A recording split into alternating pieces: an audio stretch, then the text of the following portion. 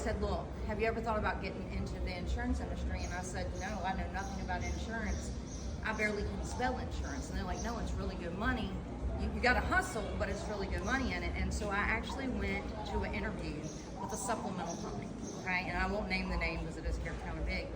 And they said, look, you're going to have to pay $350 within this week to get your insurance license and to take your exam. You got 14 days to pass, but if you can pass, we can promise you all this money and bonuses. And I went home thinking, they're a bunch of quacks, right? There's no way I'm going to make that kind of money.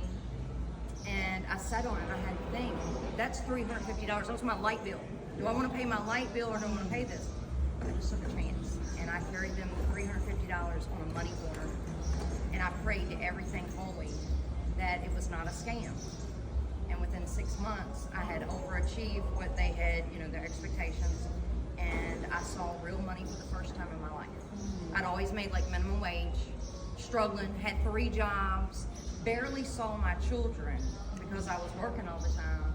And from there, I got away from that industry, the supplemental industry, and I started my own. I took a year off, and I learned everything I could about life insurance, major medical, supplemental, and retirement savings. And I did drain my savings account, but at the end of that year, I had all the knowledge, which turned into power, and knowledge is powerful, so I just went out there and I started hustling. Now, do I still hustle to this day? Absolutely. Okay, I still work every day. You'll notice I make videos every day.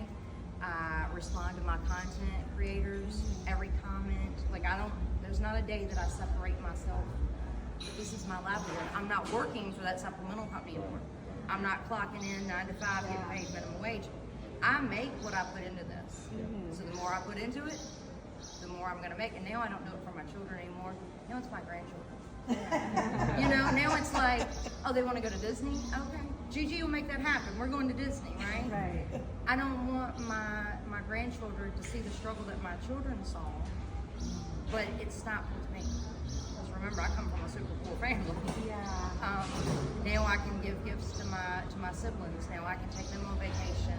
Now I'm not worried, do I have to pay the light bill this week or buy groceries? Because I know I can do both and be okay. You mentioned you go to conferences and you speak and then you get, so like what is that with that?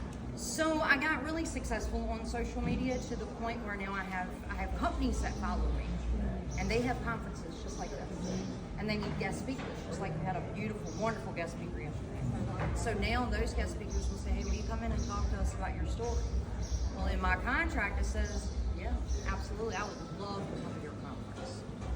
But I only have one stipulation.